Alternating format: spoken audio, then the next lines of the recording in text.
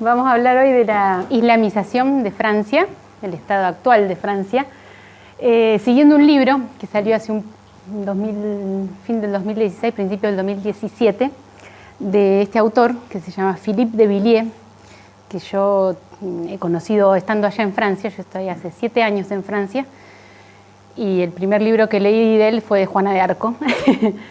Y después empecé a descubrir otros libros más. Este es uno de los más polémicos porque es un libro por lo que habla, ¿no? Por el contenido. Pero Philippe de Villiers es conocido por otras cosas también. Él es un hombre político. No es un historiador propiamente dicho, pero escribe libros históricos, novelas históricas. Él fue, primero que todo, es un hombre político, actuó como prefecto, que es una especie de gobernador de la región. Él nació en La Vendée, en la zona de la Contrarrevolución. Tuvo varios cargos, fue también diputado por la Asamblea Nacional, creó un partido político, Movimientos por la Francia, fue elegido eurodiputado, fue candidato también en el 2007, fue candidato a presidente, y después a él le sale en el 2010, en plena campaña, también le sale un cáncer de ojos, se queda casi ciego, y ahí decide dejar la política y dedicarse a lo que había empezado en 1978, que es el Parque Le Puy du Fou. Quizás algunos han escuchado. Él es el fundador de Le Puy du Fou, y ahora prácticamente se dedica a ese parque y a escribir. Mitad del tiempo a escribir y mitad al parque. Aparte de todo lo que escribe lo pone en la escena, lo sube a la escena en el parque. Así que es un hombre, desde, ¿cómo se llaman los que escupen fuego? Lanzador de llamas. Él hizo eso también en un circo, digamos, para su Puy du Fou hizo eso, hasta candidato a presidente. Así que es un hombre que da para todo. Padre de familia, tiene 7 hijos, 2 son religiosas en las congregaciones, en las dominicas enseñantes muy buenas de Francia, y su hijo ahora es el que le sigue, es el presidente ahora de Puy du Fou en Francia, porque se está expandiendo a otros lugares. Bueno, ¿qué pasó? No. Como yo les decía, primero que todo yo lo conocí como un gran novelista, pero son historias noveladas, donde todo es histórico. Él escribió primero de un héroe de La Vendée, Jaret, que es bellísima toda la vida de Jaret. Después escribió de San Luis y después escribió de Juana de Arco. Todo es histórico. Es como, no sé si algo como Los 3 monjes rebeldes o más o menos algo así. Creo que el de San Luis está traducido al francés incluso. No todos están traducidos. El año pasado le dedicó todo al bautismo de Clodoveo, el misterio de Clovis, el misterio de Clodoveo y el bautismo de Francia.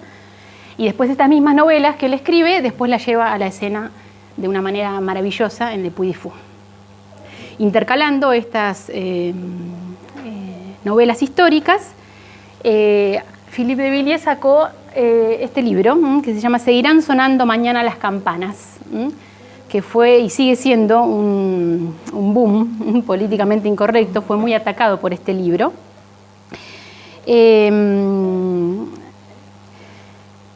Donde él revela el proceso de islamización de Francia a partir de 1980, más o menos, por poner una fecha. Nada se hizo, dice él, para responder a las olas migratorias y al plan secreto de las élites europeas. Peor aún, un proyecto del Euroislam ha sido alentado por nuestra clase dirigente. Entonces él va a denunciar que este proceso de islamización actual de Europa y especialmente de Francia es querido por ciertos sectores de las élites y también apoyado por ciertos sectores de la Iglesia Católica. Él tuvo gran éxito hace un par de años escribiendo 2 libros también sobre el tema, las mezquitas, Le Mosquée de Roissy, que es la mezquita que está cerca de París, el aeropuerto que tiene muy cerca unas mezquitas donde había fundamentalistas, y él denuncia la situación. Y después El momento ha llegado de decir lo que yo he visto. Estos 2 libros también son más viejos, anteriores hablan de la islamización de Francia y fueron un éxito los dos. Y él dice, bueno, ¿por qué escribí este libro?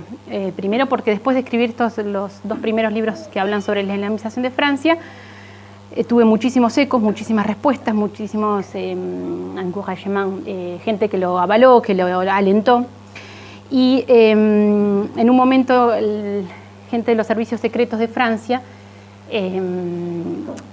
le empiezan a entregar a él informes actuales de la situación de Francia, los mismos informes que ellos entregaban al Estado y que gente del Estado no le daba bolilla o que los dejaba en un costado y no hacía nada. Entonces dijo, bueno, esto se tiene que dar a conocer. Si el Estado no hace nada, bueno, por lo menos que los franceses lo sepan para que reaccionen. Entonces él, con este material de primera mano, escribe este nuevo libro. ¿Por qué escribí este libro? Porque luego de escribir Las mezquitas de Roissy, recibí más documentos secretos que publiqué, como también luego de gran éxito, el momento ha llegado de decir lo que yo he visto. Del 2015 es ese. Entonces los servicios secretos, todos los que deben informar a la cúpula del Estado, juzgando que ellos no eran escuchados y que sus informes quedaban en un estante clasificados como sin continuación, la gente de estos servicios decidió informarme, diciéndome sin duda, puede ser que él tenga la valentía de publicar. Por eso yo no tuve la opción, no pude elegir y decidí publicarlo todo. Entonces publica este libro, se lo lleva al mismo editor Alban Michel, que es el que le editaba las cosas de los romances, las historiadas, y claro, lo ve y le dice, no, esto no podemos, hay un juicio por página. Así que está muy bien, te queremos mucho, Philippe de Villiers, pero esto no. Bueno, él insiste, van series, incluso recibe amenazas, pero el libro finalmente ve la luz. Y él dice, bueno, a pesar de que me han criticado mucho, que yo tuve, justamente como hablo de un tema delicado, tuve que cambiar mi seguridad, toda mi familia fue afectada por esto. Sin embargo, después que publiqué el libro, todavía yo no he recibido ni un juicio del Estado. ¿Por qué? Porque saben que todo lo que escribo en este libro está certificado, digamos, por los informes que yo tengo y que ellos también tienen. Hasta el día de hoy no he tenido ni un juicio. El fin por el cual escribí este libro es que los franceses se despierten, que sean conscientes de la situación actual en que a que hemos llegado hoy, porque todavía hay tiempo de reaccionar. Si bien estamos tocando fondo, todavía estamos a tiempo. Amén de su estilo, podría decir policial, porque le escribe muy bien. El libro tiene un suspenso de capítulo a capítulo y va increyendo, incluso va de peor en peor, como una bola de nieve por la situación, sobre todo por el triste papel que él muestra de la jerarquía eclesiástica francesa, de varios obispos que están en esto también, del Euroislam. Pero él no cae en una tragedia sin salida. Hay una situación terrible para Francia, pero hay una salida también. Hay dos novelas por ahí que han sido las más conocidas, por ahí alguno ha escuchado hablar de Jean Raspail, es un francés que toca el mismo tema de la islamización de Francia en una especie de novela profética, porque él escribió en 1974-75. 71, El campo de los santos, ha sido traducido al español, me parece como El desembarco. Es una novela que yo recomiendo, es espectacular, pinta la situación actual de la Francia de la Iglesia, pero termina en una tragedia. No les voy a decir cómo termina, pero termina en una tragedia que puede terminar así si Francia no reacciona, por supuesto. Después hay otra novela que ha sido sumisión de Jules Beck, ¿sí? Que ha sido gran éxito, que también toma el tema actual de la situación de la islamización de Francia y termina con una especie de conversión de Francia a un islamismo más liberal, del personaje que se convierte principal, pero termina el Islam tomando un Islam moderado, podríamos decir, tomando posesión de Francia. Esta ha sido esta es de hace unos 2 o 3 años, me parece. Ha tenido mucho éxito en Francia. Pero Philippe de Villiers no toma eso. Este libro es un grito de alarma y un canto de amor. Por eso la primera parte es un Via Crucis, la parte más larga, por supuesto, que es la que describe la situación, y después un Via Lucis, donde él por lo menos contribuye con su granito de arena para reformar y dar vuelta a esta situación en Francia. Quería describir esta situación al mismo tiempo que dar una respuesta, pues tenemos la cerradura y la llave. Sin duda que el título, Las campanas seguirán sonando mañana en Francia, demuestra una nostalgia, una angustia, especialmente por la zona donde él está, que es la Vendée. Él ha crecido al son de los tres sonidos, al son de los tres sonidos más populares ahí de la región, que es el gallo, el yunque y las campanas. Y las campanas del Angelus, que 3 veces por día nos recuerdan la unidad alegórica que existe entre los vivos y los muertos. Esas campanas algún día van a dejar de sonar y van a empezar a ser reemplazadas por los minaretes.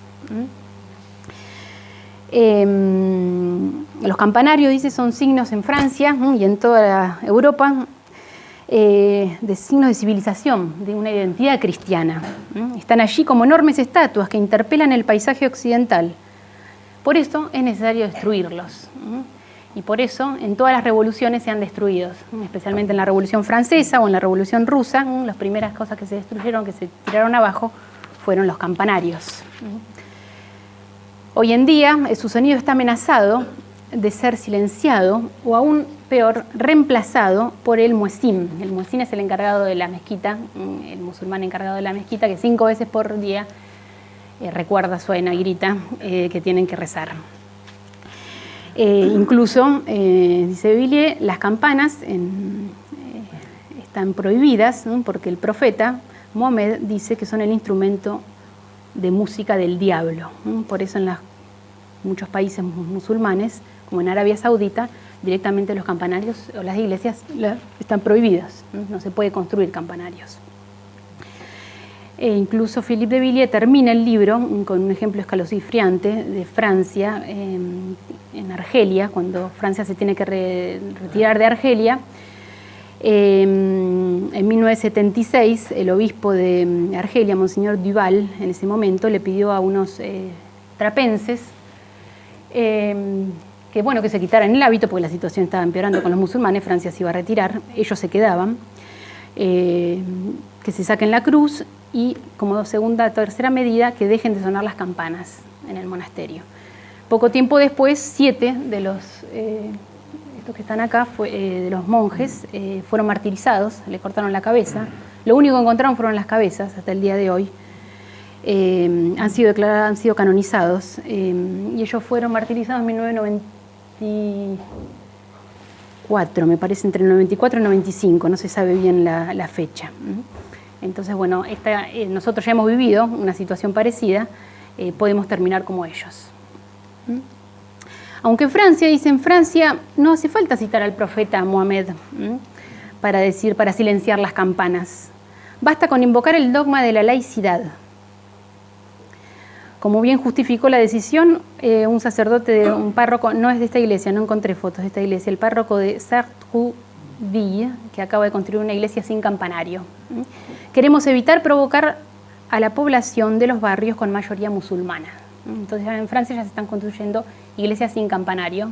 Esta es la iglesia que está en pleno barrio musulmán en París, en Saint-Denis, una nueva iglesia con el único signo que está en la cruz arriba, pero justamente sin signos ostentatorios, ni campanas ni campanario, para no provocar a la población o ofender a la población musulmana.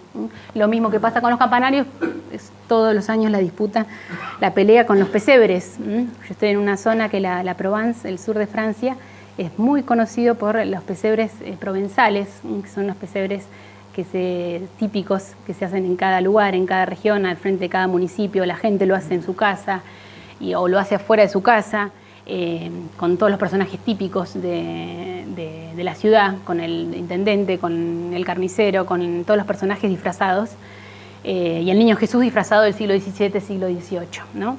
Los pesebres también han sido prácticamente sacados de la esfera pública.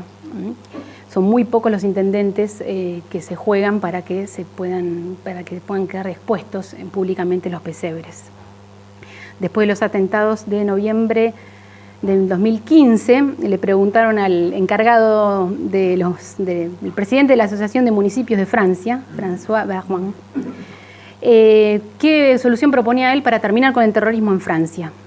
Suprimir los pesebres de la Navidad de toda la esfera pública. Un buen comienzo para darle la bienvenida al Islam. Pues las instituciones de la Unión Europea, la laicidad termina donde comienza el Islam. En el pueblito donde yo estoy, Olioul, el intendente no quiso, hace años que no quiere poner un pesebre, donde antes se ponía un pesebre público, y el año pasado la Comisión de Cultura del municipio aprobó hacer excepcionalmente poner un pesebre público enfrente de la municipalidad. Él no sabía. Entonces empezaron a hacer todo el pesebre enorme, un pesebre de tamaño natural, y cuando pasó el intendente por ahí, vio qué están haciendo. No, nada de pesebre, nada de Niño Jesús, cambien la cosa, hagan un establo, pero no pongan un pesebre. Entonces, bueno, al último momento, pero quedó todo armado el pesebre, pusieron unas ovejas, un perro, donde tendría que haber estado el Niño Jesús, y un Papá Noel. Así que era una cosa, una pega, un recorte y pega. Y la gente, bueno, muchísima gente católica se ofendió, le escribió, pero no hubo caso. El asunto es que la noche antes de la Navidad vinieron 3 encapuchados y degollaron a todas, a las ovejas, al perro, y se robaron el Papá Noel. Hasta el día de hoy no saben quién fue, pero justo en nuestra parroquia hay 3 sacerdotes en ese momento, así que fueron sospechados. Pero no se sabe quién fue. Pero bueno, la situación es así, es actual. Han tocado fondo, como dicen. Después de todo, dice, después de todo un país puede perder muchas cosas, dice Philippe de Villiers. Sus riquezas, sus libertades, sus iglesias, incluso puede destruir sus paisajes. Y así todo podrá levantarse. Pero si pierde su identidad y no sabe quién es, de dónde viene, dónde está su verdadera riqueza, entonces muere. Un hombre que pierde su memoria no tiene más el sentido de la orientación. Un pueblo que pierde su historia está afectado de Alzheimer y se vuelve vegetativo. Tiene necesidad de un acompañante, una tercera persona, que en nuestro caso ya conocemos quién es. Y yo no la quiero. Tiene la ficha S, que es la ficha sospechoso, que tienen muchos musulmanes que entran o refugiados que entran, los cuales se les tiene un seguimiento especial, como diciendo, bueno, si nosotros no reaccionamos, perdemos todo. Hay otros que van a tomar las riendas de la situación en Francia. Actualmente, esto ya lo había dicho, estamos en vísperas de un shock de identidad entre 2 pueblos que viene hace más de 40 años, en el que uno de ellos se instala con orgullo y el otro desaparece sin capacidad de reacción. Nuestras élites están bajo una hipnosis, encandiladas, asistiendo a una invasión sin resistencia. Peor aún, cultivando suicidamente el exotismo de la propia desaparición. Y el primero lo va a demostrar. Él dijo, bueno, un pueblo que se instala con orgullo, que estos musulmanes que vienen en Francia. Por ejemplo, eso son todas declaraciones públicas. Por un lado tenemos al teólogo islamita Tariq Ramadan, que en el 2016, en Lille, en una ciudad del norte, rodeado de musulmanes, habló abiertamente diciendo, ahora Francia es una cultura musulmana, el Islam es una religión francesa, la lengua de Francia es la lengua del Islam. Ustedes, se le dicen los musulmanes, tienen la capacidad cultural para hacer que la cultura francesa sea considerada como una cultura musulmana entre las culturas musulmanas. El rector de la mezquita, de la gran mezquita de París, Boudaker, tildado de islamita moderado, en el 2015 habló adelante de 50.000 musulmanes y dijo, tenemos actualmente 2.000, esto lo dijo el 5 de abril del 2015, 2.200 mezquitas en Francia. Es necesario duplicarlas de aquí a 2 años. Y lo logró. Fíjense que esto lo saqué de una página oficial, Carta de Implantación del Islamismo en Francia, del 2018. Hay 6.912 lugares en Francia, y ahora tendría que actualizarla, de cultos musulmanes oficiales. Hay un montón que son extraoficiales, que son clandestinos. Empiezan así y después se oficializan. Y para lograr esto, Philippe de Villiers dice, tienen aliados de lujo, con gran parte del clero francés, como por ejemplo, dice Monseñor Michel Dubost, que es el que actualmente ha reemplazado al cardenal Barbaram en Lyon. Después que el cardenal Barbaram renunció por el escándalo, este es el que lo reemplaza. Declaró Monseñor Dubost estar a favor de que las iglesias se vuelvan mezquitas antes que restaurantes. Entonces el rector de la Gran Mezquita de París, el que vimos recién, Boudaker, respondió afirmativamente, y asintió a eso y propuso abiertamente transformar las iglesias vacías, que es verdad, en mezquitas, ya que es una regla matemática, dice el rector de la mezquita. Menos iglesias, más mezquitas. Dos bienes sustituibles. Pues por una parte faltan mezquitas, están un montón de musulmanes rezando en las calles, se cortan los viernes en un montón de lugares para que ellos hagan su rezo. Pues por una parte faltan mezquitas y por la otra las iglesias vacías piden ser llenadas. Es simple. Continuando el diálogo interreligioso, el presidente de la Unión de Organizaciones Islámicas de Francia franqueó otra etapa reclamando directamente la construcción de mezquitas catedrales. Si bien todavía no se ha llegado a eso, Monseñor Maurice Gardès, obispo de Auch, reservó una parte del diezmo de los católicos, sin avisárselo, para destinarlo a la reconstrucción de la mezquita que fue incendiada, que la reconstruyeron. Bueno, los franceses la tuvieron que pagaron o contribuyeron a la reconstrucción de la mezquita con su diezmo. Por eso dice Philippe de Villiers, muchos obispos franceses colaboran en esta causa, como por ejemplo el cardenal Barbaram, quien hizo saber, por un comunicado del 10 de julio del 2016, su apoyo entusiasta a la construcción de un instituto de civilización musulmana en Lyon, para permitir descubrir los aportes de la cultura musulmana.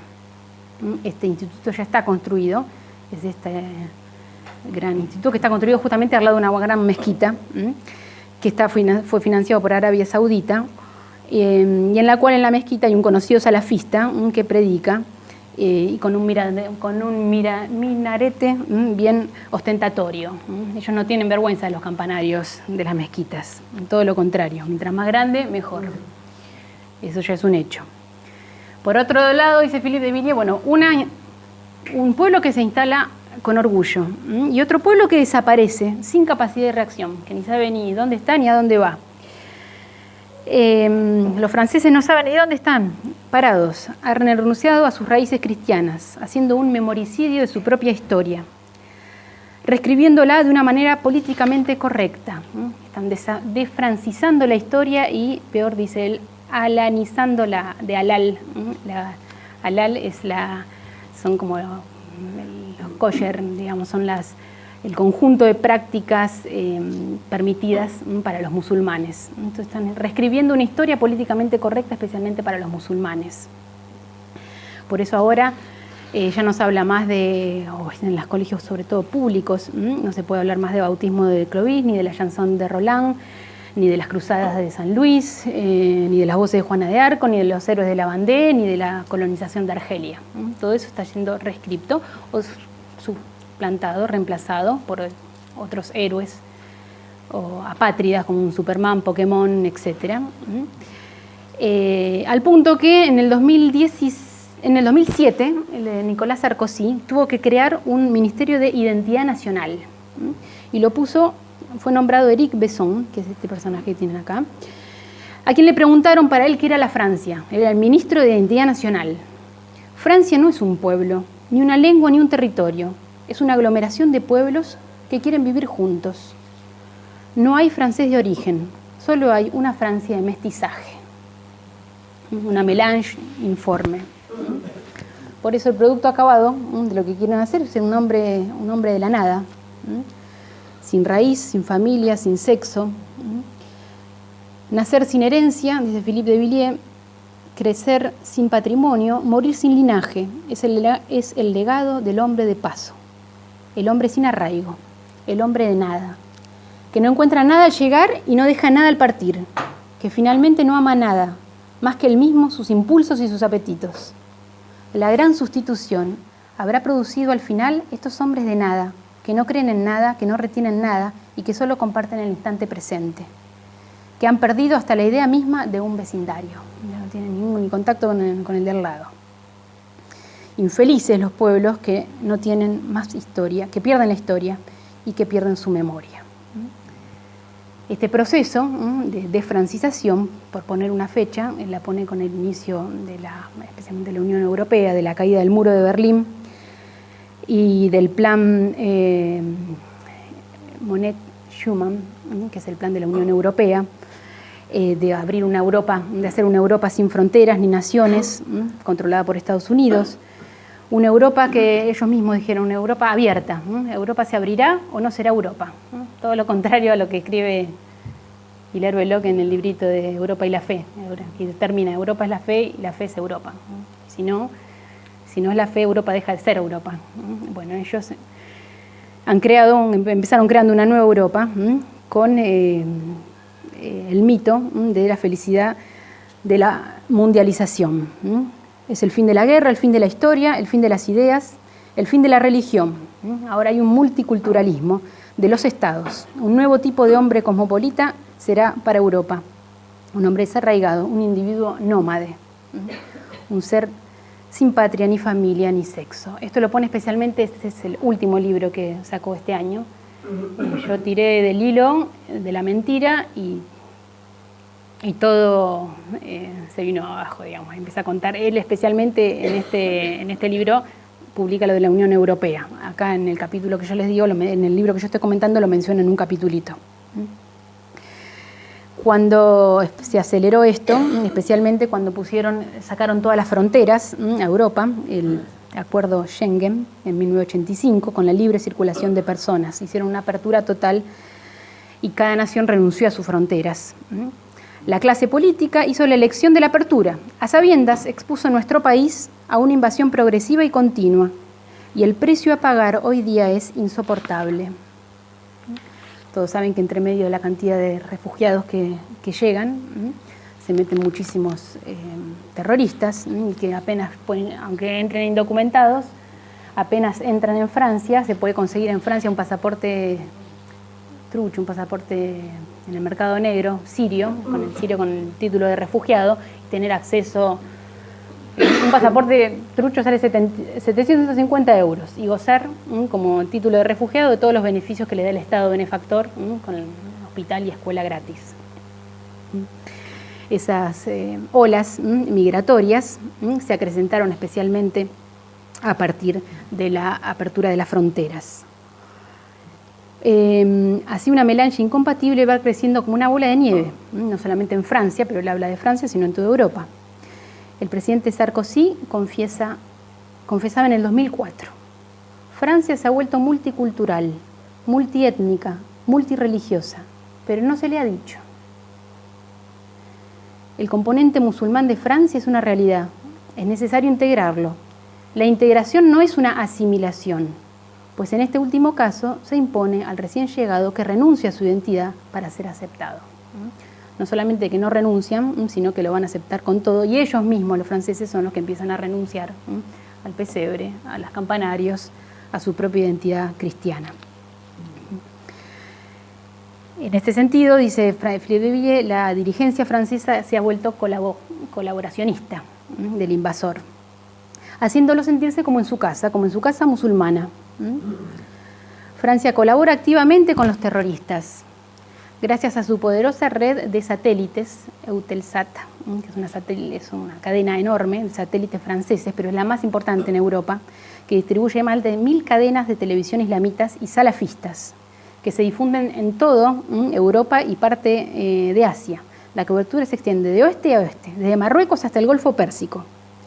Francia es el operador de satélites más poderoso de la zona de África a Medio Oriente, que llega a 250 millones de televidentes. Y cuando Philippe de Villiers escribe al Estado por esta situación de colaborar y de ser medio para que los islamitas expandan sus mensajes, le respondieron con 2 palabras, razón de Estado, nada más. De hecho, Francia fue una de las primeras naciones europeas en aceptar el plan mágico de la gran sustitución, no sé si lo habrán escuchado, de Grand Remplacement, propuesto por la ONU, por las Naciones Unidas y financiado por Soros, que prevé directamente reemplazar la moribunda población europea, que está envejecida por una esterilidad demográfica, con el aborto, con la anticoncepción, con la eutanasia, con la homosexualidad, por la pujante población islamita que no compra nada de eso, ¿no? Porque los musulmanes no compran anticoncepción, ni homosexualidad, ni aborto. En eso se saben que los islamitas, que Europa, si sigue así, solita se va a ir a autodestruir.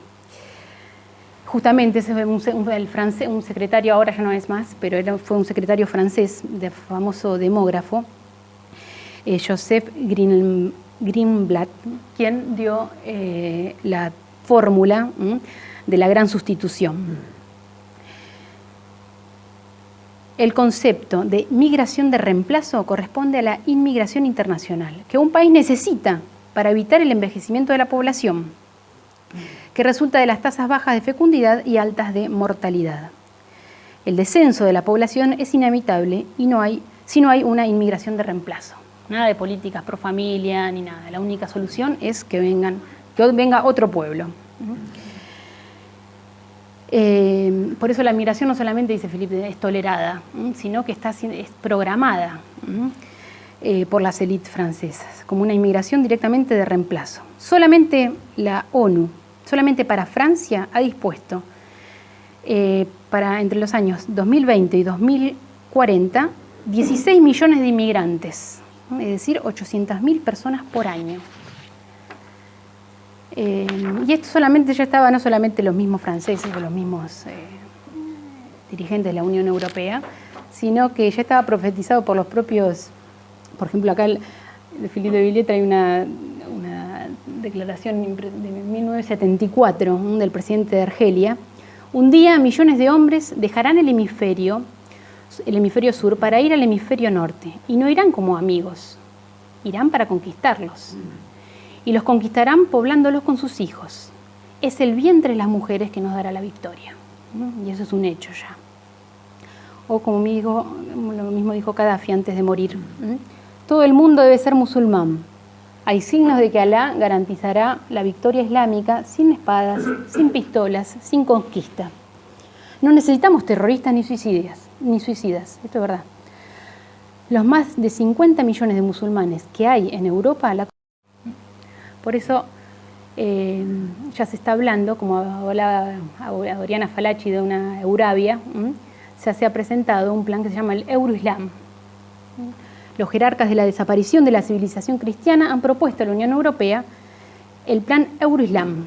Solamente con la tapa, ya se dan cuenta de las dos estrellas de la Unión Europea, las dos estrellas mariales, porque el que creó la bandera de la Unión Europea fue un católico que se inspiró en las dos estrellas de la medalla milagrosa, de la Virgen de la Rue du Bac en París, que aparece con dos estrellas.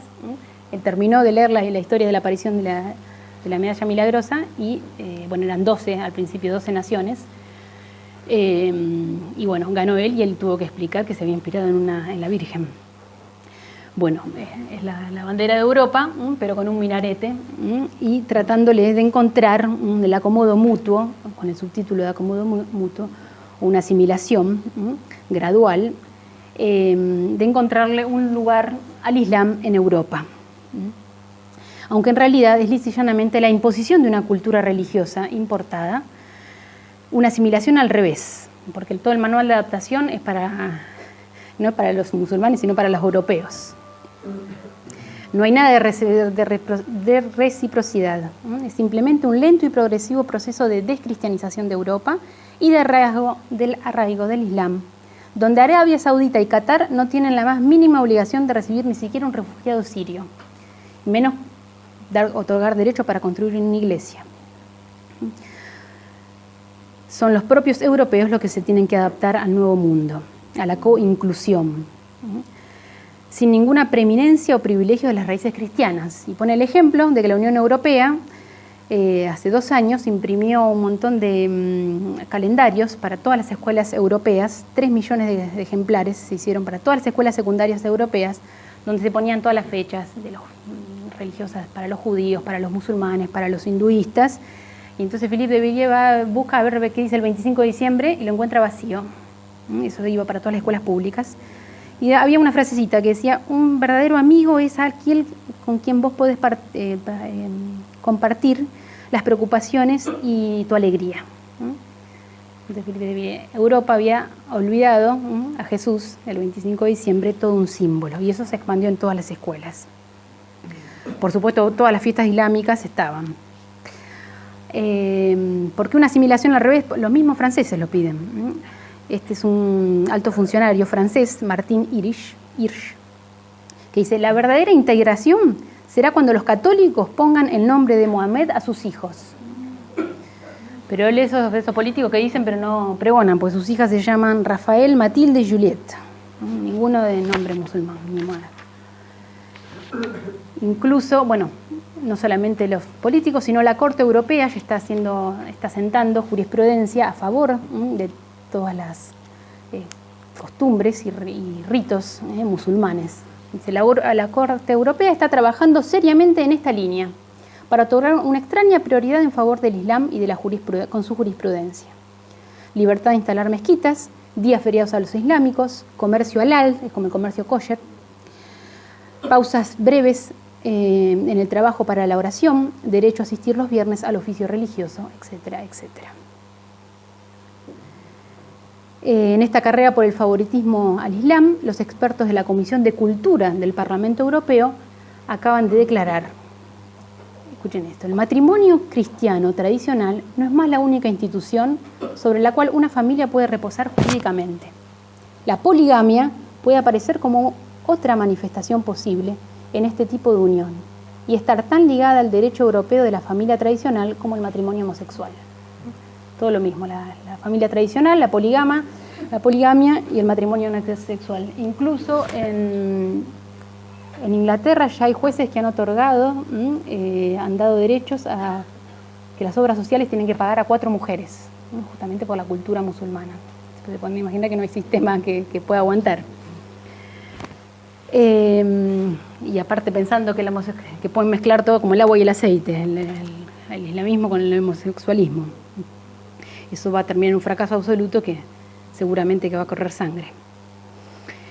No olvidemos que aparte ellos no tienen ningún interés de asimilación. Lo dicen ellos mismos. El presidente de Turquía habló públicamente en Lyon a un grupo de musulmanes diciéndoles: no olviden jamás su cultura, sus tradiciones y sus creencias. No se asimilen, ni tampoco dejen a sus hijos integrarse. Ustedes son nuestros embajadores, le dicen a los musulmanes. ¿Por qué Francia es la más tocada, la más con esta situación, la más dañada? Los musulmanes dicen: no hay que engañarse, quieren toda Europa, pero han empezado por Francia, dice, porque Francia es la madre de todas las cruzadas, es la madre de las cruzadas. Por eso el mismo portavoz del Estado Islámico, Mohamed al-Adnani, anunció así su plan de dominación mundial en televisión. Con la ayuda de Alá queremos París antes que Roma y Andalucía. Después arruinaremos vuestra vida y haremos saltar la Casa Blanca, el Big Ben, la Tour Eiffel. Con la ayuda de Alá queremos Kabul, Karachi, el Cáucaso, Teherán. Queremos Bagdad, Damasco, Jerusalén. Los musulmanes deben tomar el poder en todas partes.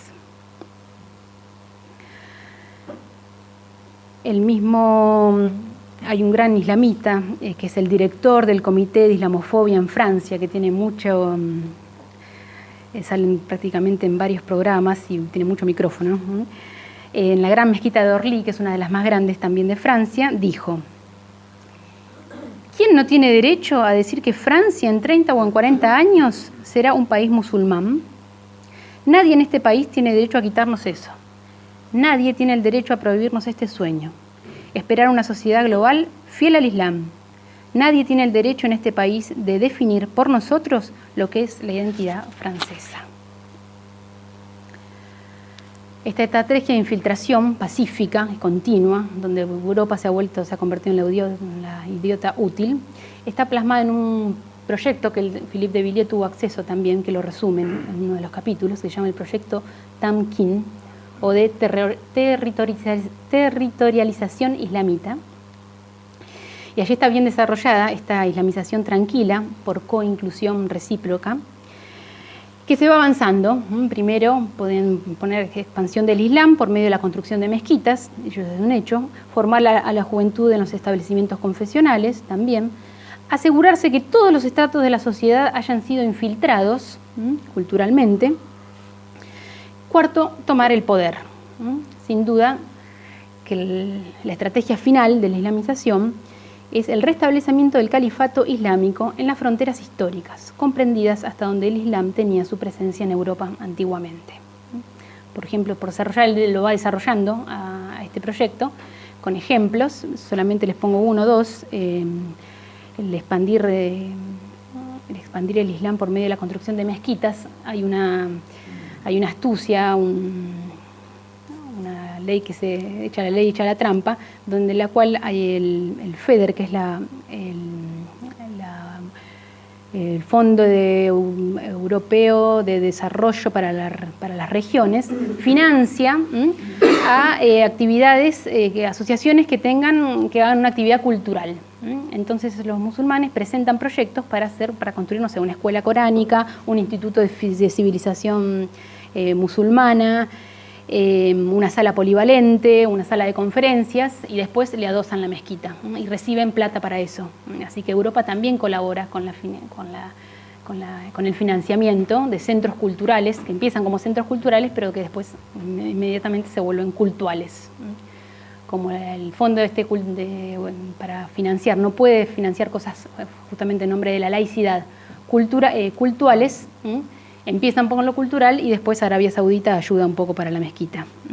Y como bien sabemos, el que construye la mezquita pone el imán, como el cura de turno, el encargado de la mezquita.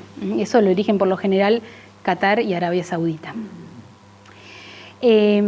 Asegurar, por ejemplo, que todos los estratos hayan sido infiltrados, algo que no se dice mucho, pero que es un semáforo rojo en Francia, es todo el tema de las comidas, la comida halal, como yo les demostré, les comenté, esta comida que tiene que ser de acuerdo, por ejemplo, la carne halal, que es todo un tema, porque ellos, tienen que comer la carne de acuerdo a los ritos impuestos en sus costumbres. Entonces el animal tiene que ser degollado, tiene que ser sacrificado vivo, mirando la Meca, con un islamita religioso que lo pone mirando a Alá, que invoca el nombre de Alá y lo sacrifica vivo, sin atarle el esófago y otros órganos que por ley francesa, por las leyes sanitarias francesas, lo tienen que, para que en ese momento no se desparramen un montón de bacterias dentro del animal. Hay leyes sanitarias que impiden, por ejemplo, matar al animal de esa manera. Ahora, esta comida halal comienza a crecer de mayor en mayor. El 40% de la carne de bovinos es matada de la forma musulmana, el 60% de los ovinos. En París, en la isla de la Francia, todo el sector de París, el 100% de la carne que se vende es halal, es cortada, es sacrificada como lo quieren los musulmanes. Entonces uno va a la carnicería y lo único que te venden es carne halal, la cual una carne más cara, encima porque ellos tienen que pagarle al musulmán que sacrifica. Aquí están, por ejemplo, en un supermercado.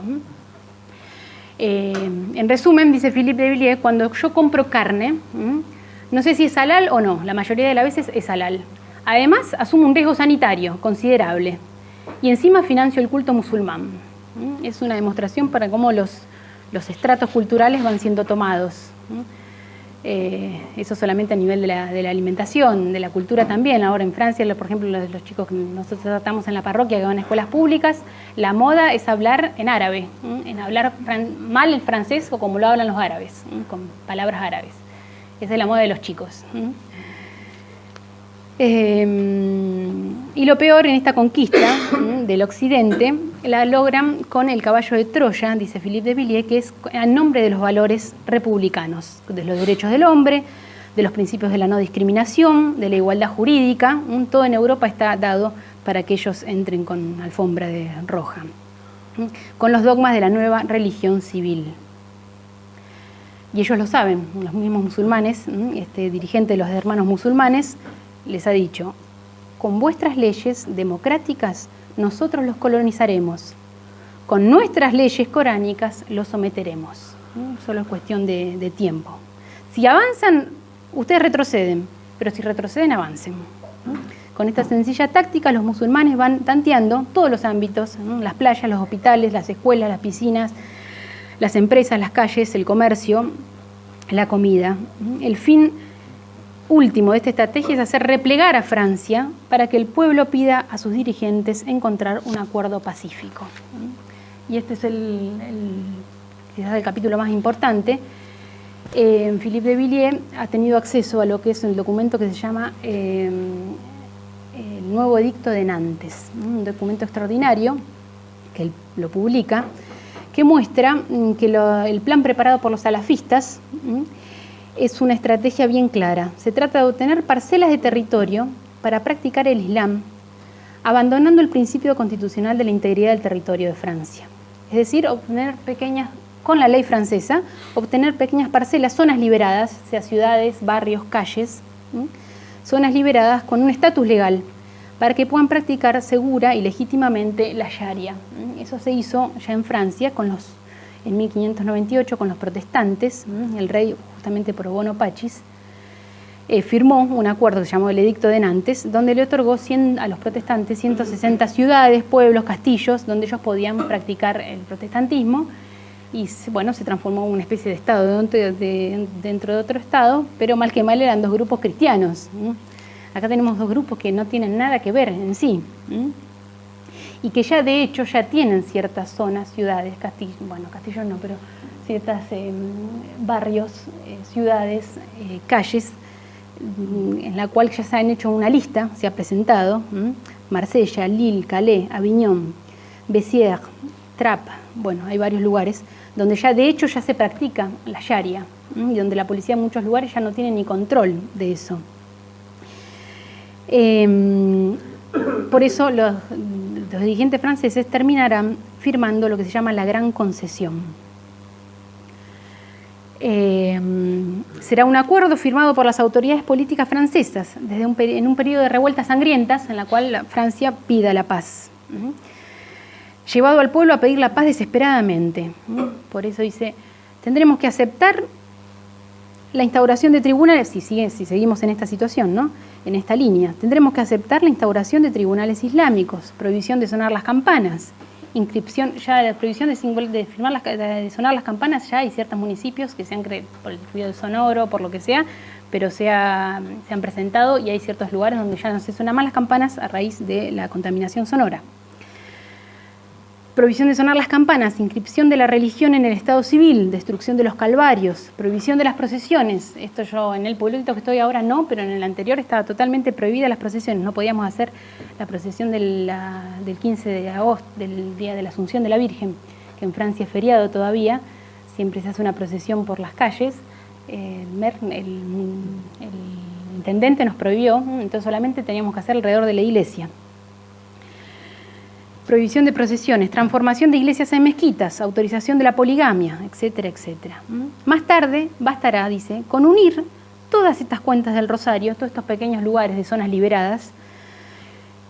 Los lugares concedidos se unirán progresivamente y poco a poco Francia conocerá la sumisión, como se van a unir como las cuentas del Rosario, y van a avanzar. Y aquí lo que no se espera. Por eso, dice en uno de los últimos capítulos del Via Crucis doloroso, yo acuso, dice Philippe de Villiers, a nuestros dirigentes de ser responsables indirectos de los atentados sufridos y de los que vendrán. Yo los acuso de la complicidad objetiva y a veces subjetiva. Ellos saben que sus amistades son poco recomendables, saben que se han vuelto esclavos de sus clientes, saben que nuestro país está en camino a ser conquistado. ¿Por qué todo esto? ¿Por qué traicionan a Francia? ¿Por qué no la aman más? Porque no la aman más, o más bien aman otras cosas. En otros tiempos su prevaricato les valía la reprimenda de la nación y la degradación civil. La historia los juzgará. Tienen sangre en las manos. Con este libro he querido poner en perspectiva lo que ellos hicieron, lo que hicieron, y peor aún, lo que preparan para hacer. Pues estamos solo al comienzo. Y bueno, dice, atrapados sin salida, ¿qué vamos? ¿Hay una salida a esta situación? ¿Qué les ofrece, aparte de Occidente, a esta gente? ¿Qué les ofrece Occidente a los musulmanes cuando llegan? Hedonismo, nihilismo, consumismo. Si se piensan, o en el mejor de los casos, del código de la ruta, dicen, basuras que tampoco les atraen a los musulmanes, porque saben muy bien que si Occidente continúa por esta misma pendiente, solito está condenado a muerte. Por eso dice Billy, primero tenemos que empezar a hacer prevalecer nuestra civilización, pues creo que en la superioridad moral de la civilización cristiana sobre el Islam, empezando primero a proteger el derecho inalienable de un país, a proteger su memoria, el derecho a la continuidad histórica. Por eso él va de vuelta a francizar la historia y va a reescribir de vuelta un poema nacional, encontrar de vuelta nuevamente el alma de Francia, proponiéndoles tanto a los franceses, especialmente primero a los franceses y después a los extranjeros, la exaltación común de nuestro patrimonio. Hablar sin miedo de nuestras gloriosas epopeyas, de nuestros héroes, mostrándoles la historia sacra de Francia, con todo lo bueno, lo bello y lo verdadero. Hay que reescribir un poema nacional, que enamore nuevamente, pues para amar es necesario un amante. Hay que de vuelta mostrar a Francia para que sea amada, francizar de nuevo, es decir, cristianizar de vuelta, como decía Charles de Foucault en una carta a René Bazin, un amigo.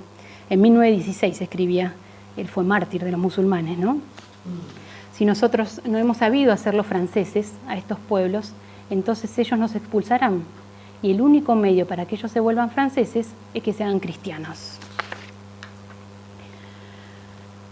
Él propone la exaltación común del patrimonio vital y él, dejó la política, actuó muchísimos años en política, ha dejado la política y ha creado, son los últimos capítulos, después él dedica un libro a lo que él hace desde su granito de arena para Francia, que es mucho, que es de vuelta a francizar, especialmente por la historia. Por eso ha escrito estas novelas que yo les dije al principio, de todos personajes históricos, poniéndolos, especialmente representándolos con una belleza enorme, siguiendo la divisa de Dostoyevsky, la belleza salvará al mundo.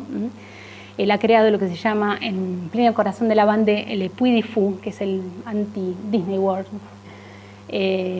un parque histórico de entretenimientos, pero con espectáculos históricos de toda la historia sacra de Francia, justamente, para entrar, si ustedes quieren, por las puertas de la estética, y al mismo tiempo que escribe.